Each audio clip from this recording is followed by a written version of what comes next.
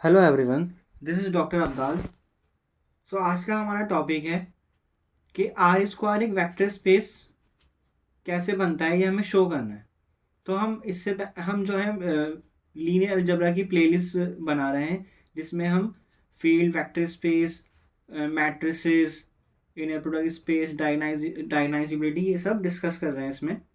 सो आज हम प्रूफ करेंगे कि आर स्क्वायर एक वेक्टर स्पेस होता है, और वेक्टर स्पेस की डेफिनेशन हम ऑलरेडी कर चुके हैं, और उसमें 8 कंडीशंस होती हैं। सो वो 8 कंडीशंस हमें आर स्क्वायर के ऊपर प्रूफ करनी पड़ेंगी। तो आर स्क्वायर क्या होता है ये भी हम ऑलरेडी डिस्कस कर चुके हैं।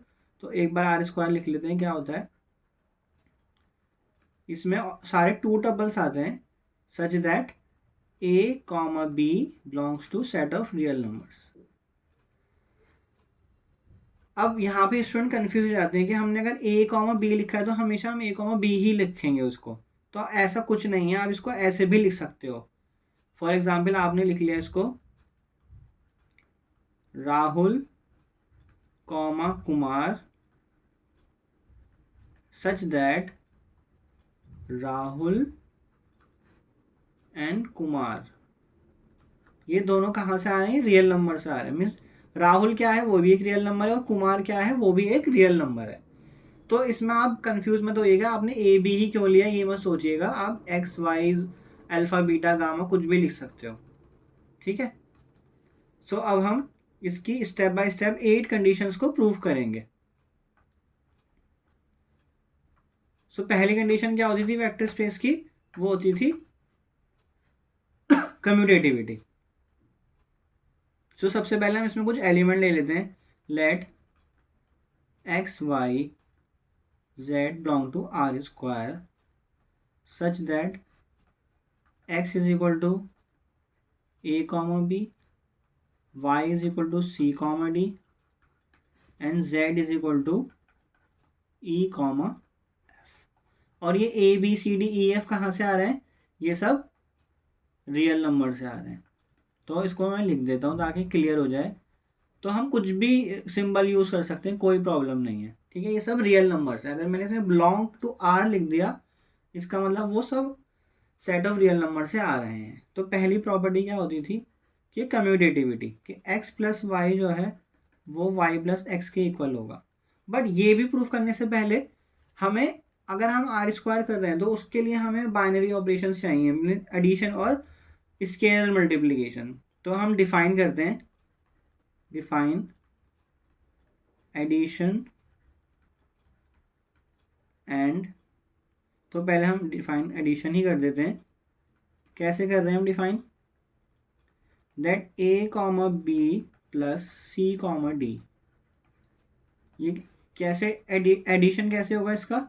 फर्स्ट एंट्री फर्स्ट के साथ ऐड होगी, ये वाली इसके साथ ऐड हो रही है, एंड कॉमा, फिर सेकंड वाली एंट्री सेकंड के साथ ऐड होगी, तो B plus D. And define scalar multiplication.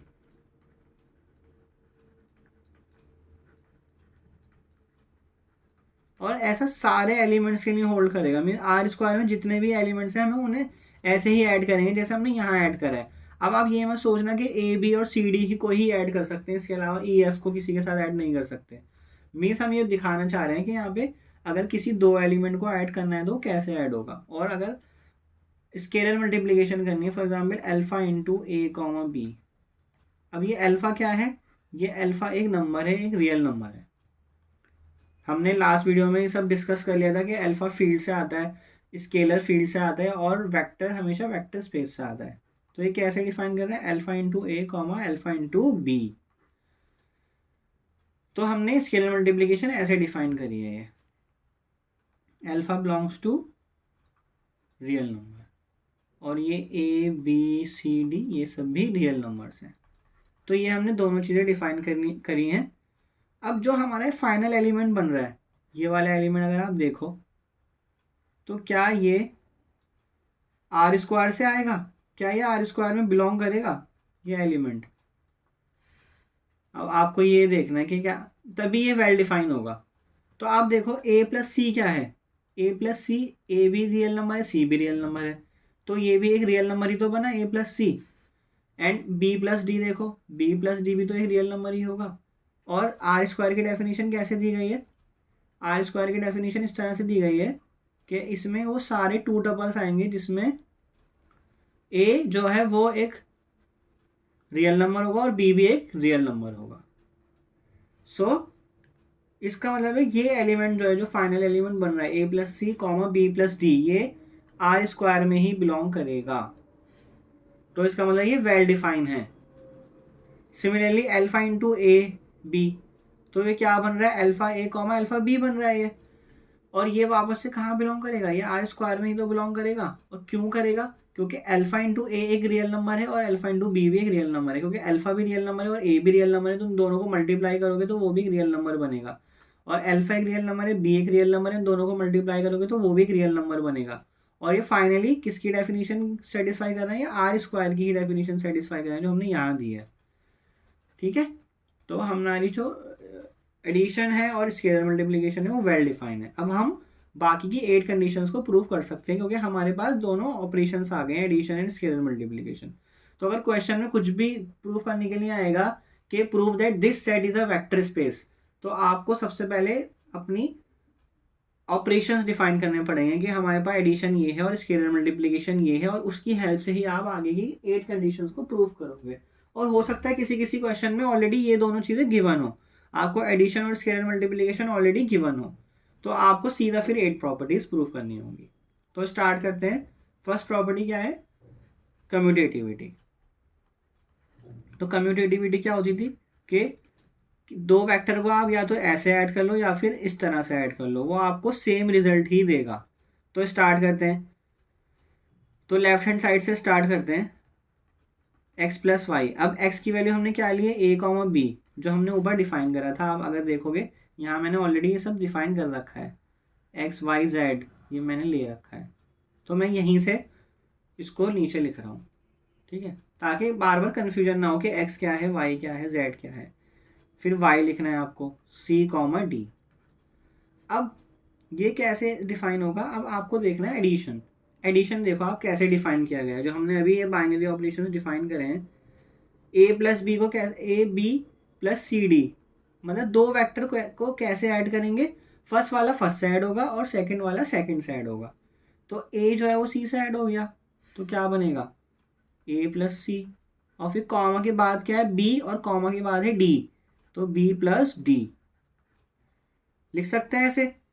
अब मैं ए प्लस सी लिखूं या फिर सी प्लस ए लिखूं, लिख सकता हूं, क्योंकि दोनों रियल नंबर को मैं कैसे भी ऐड कर सकता हूं, वो सेम ही रिजल्ट देगा मुझे। और ये डी प्लस बी लिख सकता हूं मैं। तो ये जो कंडीशन, मैं जो ये प्रॉपर्टी अप्लाई कर रहा हूँ, ये फील्ड की वजह से हो रही है, क्योंकि आर जो है वो फील्ड होती है। आर इज अ फील्ड, इसका रीजन ये है। ठीक है, अब आप वापस से ये एडिशन वाली कंडीशन देखो। अगर मैं यहाँ पर हूँ, फॉर एग्जाम्पल यहाँ पर हूँ, और ये दोनों इक्वल हैं, तो मैं यहाँ से इस डायरेक्शन में यहाँ पे भी तो जा सकता हूँ। मीन्स अगर मेरे पास ये चीज़ है तो मैं इससे यहाँ पे भी तो जा सकता हूँ, ठीक है ना। तो मैं वापस से बैकवर्ड डायरेक्शन में जा रहा हूँ, तो मैं इसको कैसे लिख सकता हूँ?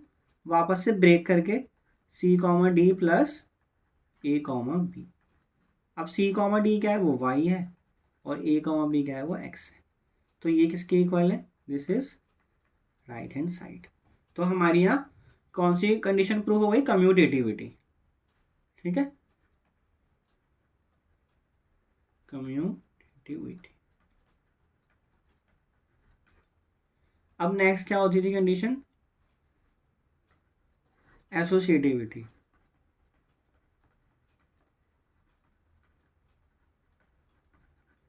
ये कैसे करते थे?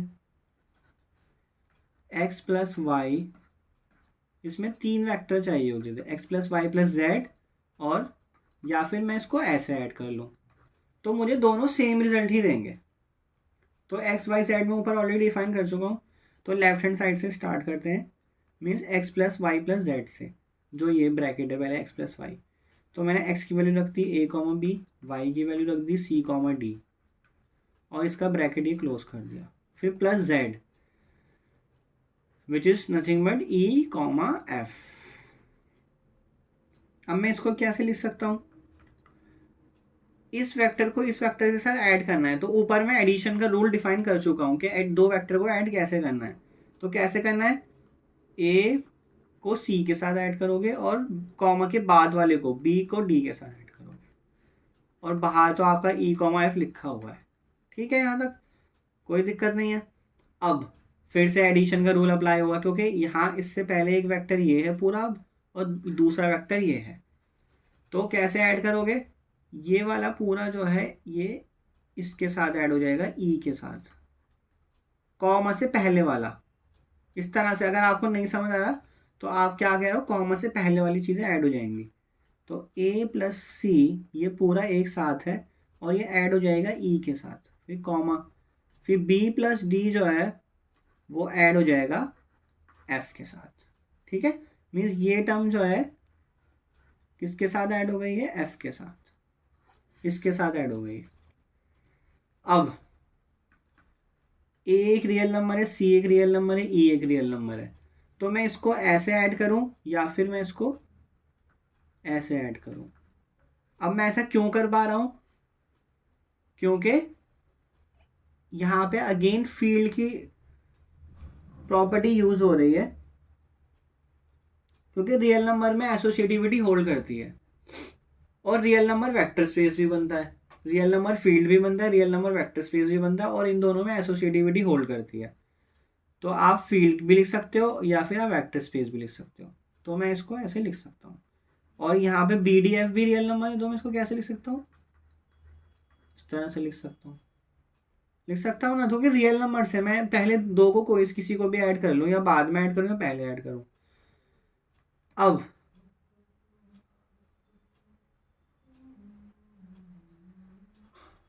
अगर मेरे पास ये एलिमेंट है तो मैं इसको वापस से बैकवर्ड डायरेक्शन में लेके जा रहा हूँ, इसको मैं ब्रेक कर रहा हूँ। अब कैसे ब्रेक करूंगा, a comma B plus c plus e comma d plus f. Means क्या करा मैंने, इसको ब्रेक कर दिया। मीन्स आप वापस से इधर आओ, इसको मैं बैकवर्ड डायरेक्शन में लेके जा रहा हूँ। मैं दो एलिमेंट साथ में ऐड थे तो मैंने उनको ब्रेक कर दिया। ठीक है, तो क्या बन गया, बन गया ये। अब ए बी क्या है, ए बी तो एक्स है। अब मैं इसको फिर से ब्रेक करने जा रहा हूँ, सी plus e comma d plus F. तो ये क्या बन जाएगा, सी comma d plus e comma F. ठीक है, तो साथ में रख लो, तो ये हो गया एक्स प्लस सी डी क्या है वाई, और ई एफ क्या है, वो है जेड। तो मैंने कहाँ से स्टार्ट करा था, देखो एक्स और वाई साथ में थे दोनों, है ना, एक्स प्लस वाई साथ में थे यहाँ, और फिर प्लस जेड हो रहा था। और बट मैं नीचे क्या प्रूफ कर दिया कि एक्स अब अलग हो गया और वाई और जेड साथ में ऐड हो रहे हैं, तो ये राइट हैंड साइड के इक्वल आ गया। तो यहाँ एसोसिएटिविटी होल्ड कर गई। ठीक है, अब हम नेक्स्ट करते हैं कंडीशन, वेक्टर स्पेस की third condition, existence of identity.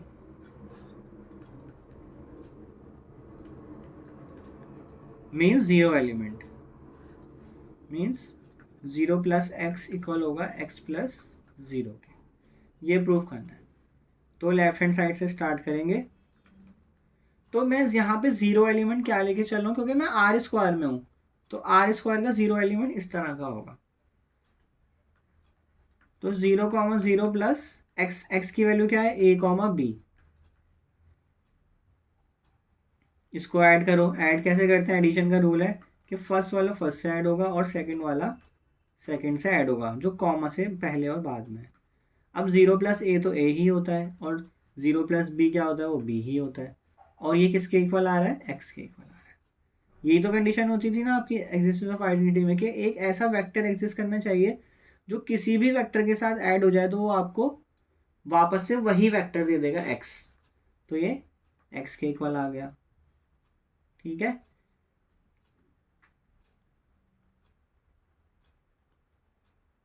इसी तरह मैंने क्या प्रूफ करा है, 0 प्लस एक्स जो है वो एक्स के इक्वल है। इसी तरह आप एक्स प्लस ज़ीरो को भी एक्स के इक्वल प्रूफ कर सकते हो। तो एक्स लिख लो a comma B plus 0 comma 0, same चीज़। अब ऐड करोगे, एडिशन के रूल क्या कहता है, फर्स्ट वाला फर्स्ट से और सेकंड वाला सेकंड से ऐड हो जाएगा। अब ए प्लस ज़ीरो क्या होता है, वो ए होता है, और बी प्लस ज़ीरो क्या होता है, वो बी होता है। तो वापस से एक्स मिल गया आपको, तो ये दोनों होल्ड कर गए। 0 प्लस एक्स भी एक्स के इक्वल आ रहा है और एक्स प्लस 0 भी एक्स के इक्वल आ रहा है। अब आएगा आपका existence of inverse.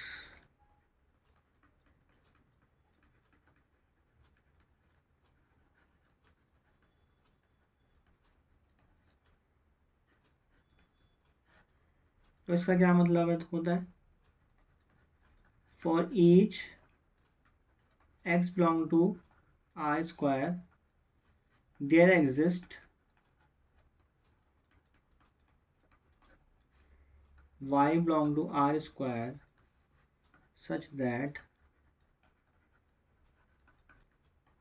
x plus y is equal to y plus x is equal to 0। तो मुझे प्रूफ करना है।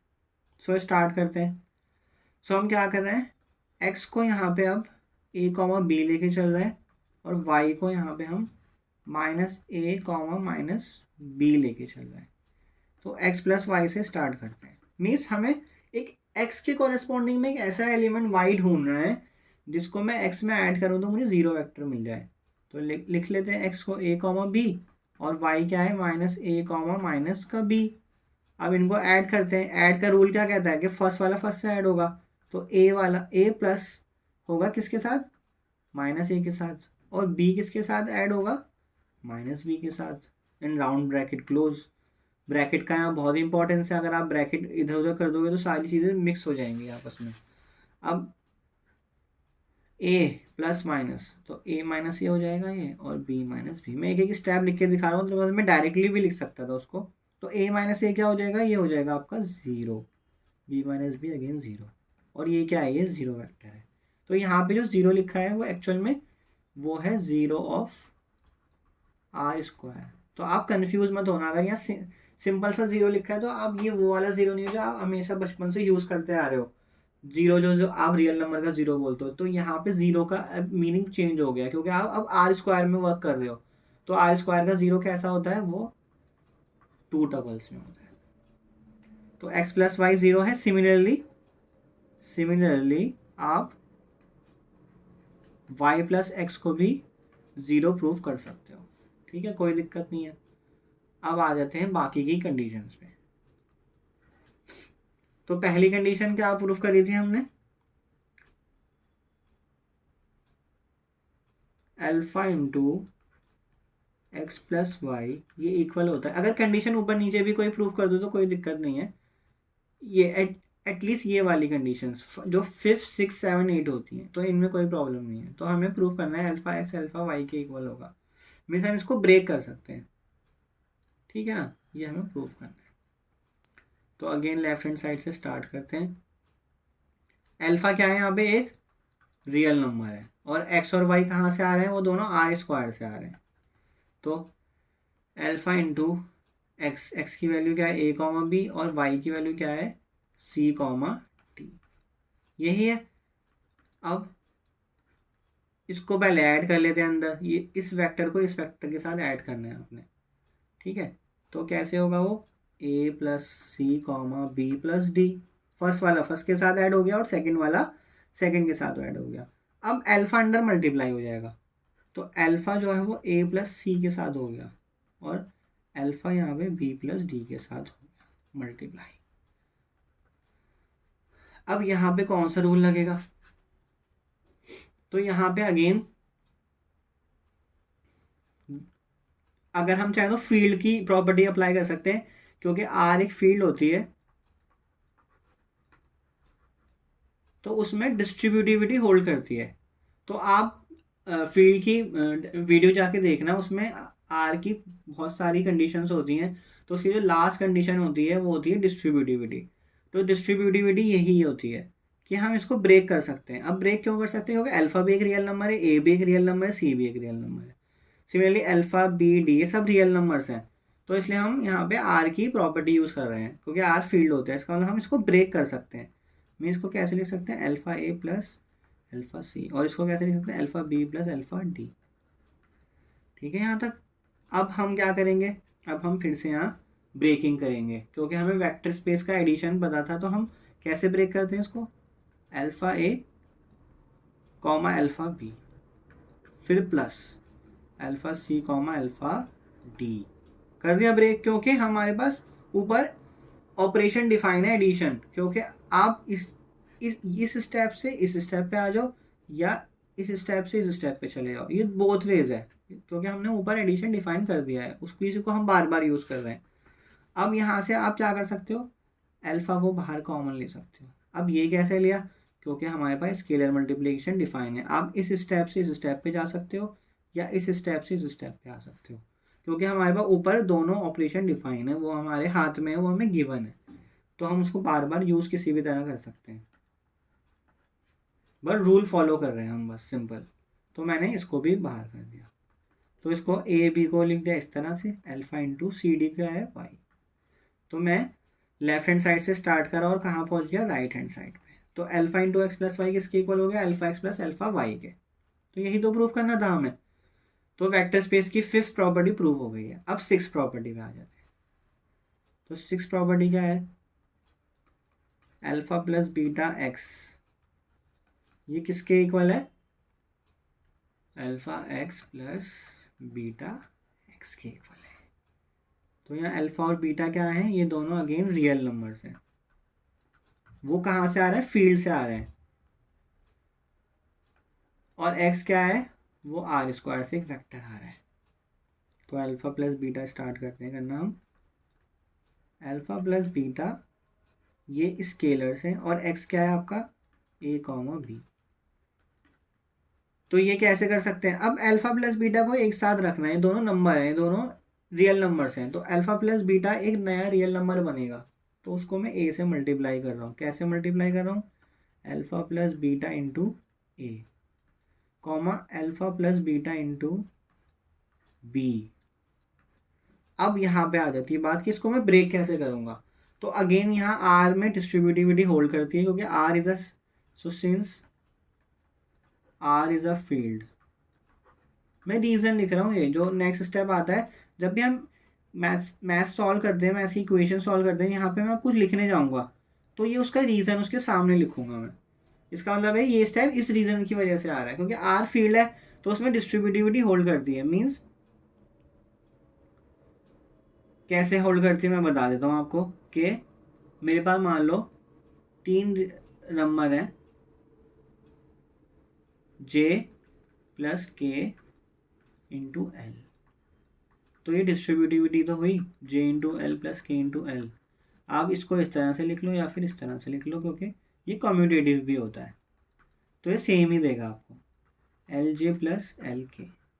तो फील्ड में ये चीज़ें होल्ड करती हैं, इसलिए मैं यहाँ पे ये यूज़ करने जा रहा हूँ। तो ये कैसे लिख सकता हूँ मैं, alpha a plus beta a and alpha b plus beta b. अब क्या करेंगे, इसको फिर से इस स्टेप से इस स्टेप पे कैसे आएंगे, क्योंकि हमारे पास ऊपर एडिशन डिफाइन है। तो मैं इसको ब्रेक कर दूंगा,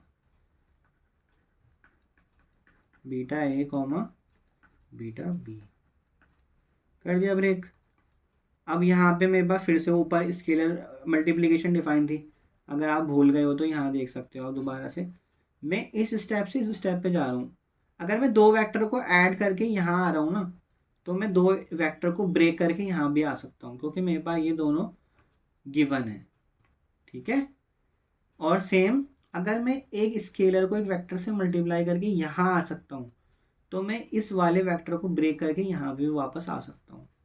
तो मैं यही आपको बार बार बता रहा हूँ कि मैं इसी को बार बार यूज़ कर रहा हूँ। तो मैंने क्या करा, स्केलर मल्टीप्लिकेशन में बैकवर्ड डायरेक्शन में चला गया, मैंने स्केलर बाहर ले लिया। स्केलर बाहर लिया है तो इसको मैं ऐसे लिख सकता हूँ। अब ये क्या हो जाएगा, alpha into x plus beta into x. तो मुझे यही तो प्रूफ करना था, मेरी लेफ्ट हैंड साइड जो है वो राइट हैंड साइड के इक्वल आ गई है। तो this is nothing but right hand side. तो यहाँ मेरी 6th कंडीशन भी प्रूव हो गई। अब 7 कंडीशन पे चलते हैं। वो क्या कहती है कि अल्फा इंटू बीटा एक्स वो इक्वल होगा अल्फा इंटू बीटा एक्स के। मीन्स पहले दोनों नंबर्स को साथ में मल्टीप्लाई कर लो और फिर एक्स से मल्टीप्लाई करो, या फिर पहले बीटा को एक्स से मल्टीप्लाई करके फिर अल्फा से मल्टीप्लाई करो। तो अल्फा बीटा कहाँ से आ रहे हैं, वो रियल नंबर से आ रहे हैं, और एक्स कहाँ से आ रहा है, वो आर स्क्वायर से आ रहा है। एक्स क्या है, वो आपका ए कॉमा बी है। तो स्टार्ट करते हैं लेफ्ट हैंड साइड से। तो alpha into beta x, x क्या है मेरा, ए कॉमा बी। अब ये कैसे लिख सकता हूँ मैं, अल्फा इंटू बीटा इंटू ए comma alpha into beta into b. अब यहाँ पे फिर से फील्ड की प्रॉपर्टी यूज हो जाएगी। फील्ड में एसोसिएटिविटी होल्ड करती है। सो सिंस, तो मैथ्स में सिंस ऐसे लिखते हैं, since R is a field, तो आर में एसोसिएटिविटी होल्ड करती है, मीन्स मल्टीप्लीकेशन में एसोसिएटिविटी होल्ड करती है। तो एडिशन, आर में एडिशन में भी एसोसिएटिविटी होल्ड करती है और मल्टीप्लीकेशन में भी एसोसिएटिविटी होल्ड करती है। वो आप वीडियो में जाके देखना कि कौन सी प्रॉपर्टी है वो। तो मैं एसोसिएटिविटी लगा रहा हूँ यहाँ पे अल्फा, क्योंकि alpha beta a real number है और अल्फा बीटा और बी भी रियल नंबर है। तो मैं इसको ऐसे भी तो लिख सकता हूँ, मैं ये 2 × 3 × 4 लिखा है, मैं इसको 2 × 3 × 4 भी तो लिख सकता हूँ ना। तो यही मैं कर रहा हूँ उसको बस। तो ये आ गया मेरा ये। अब मैं क्या करूँगा यहाँ पे, जो मेरे पास ऊपर ऑपरेशन डिफाइन था स्केलर मल्टीप्लिकेशन का, वो मैं बैकवर्ड डायरेक्शन में लगा रहा हूँ, अल्फा बाहर ले रहा हूँ। अल्फा बाहर ले लिया ना, तो ये बचा बीटा बी। ठीक है यहाँ तक। अब ये अल्फा बाहर आ चुका है। अब यहाँ पे फिर से ब्रैकेट लगा दो। अब मैं फिर से स्केलर मल्टीप्लिकेशन वाला ऑपरेशन बैकवर्ड डायरेक्शन में लगा रहा हूँ, तो बीटा बाहर ले लिया मैंने, जो मैंने आपको ऊपर अभी दिखाया था। तो ये क्या बन जाएगा, अल्फा बीटा और ये एक्स। तो ये किसके इक्वल है, राइट हैंड साइड के। तो इसमें सारी का सारा जो खेल है वो ब्रैकेट्स का भी है और प्रॉपर्टीज का, जो आर की मैं बार बार प्रॉपर्टी लगा रहा हूँ, और एडिशन और मल्टीप्लीकेशन का। अब 8 प्रॉपर्टी पे आ जाते हैं, जो लास्ट है,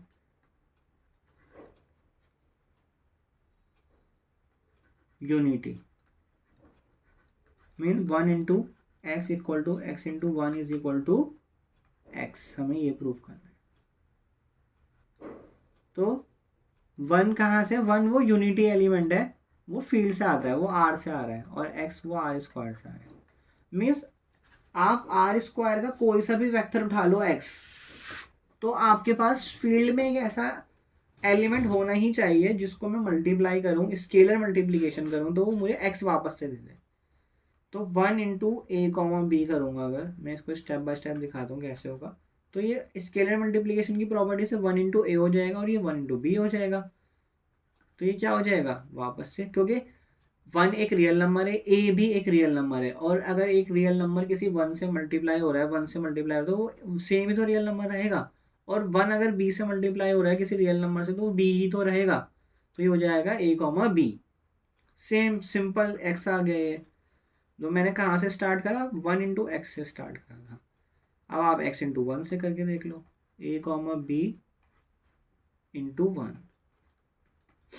तो वो सेम ही तो आएगा। अब भी स्केलर मल्टीप्लीकेशन ही लग रहा है यहाँ पे भी। a × 1, b × 1 ही तो रहेगा वो। तो ये हो जाएगा आपका a, b = x।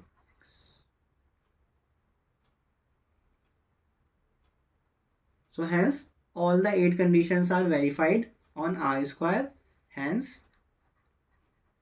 R square is a vector space.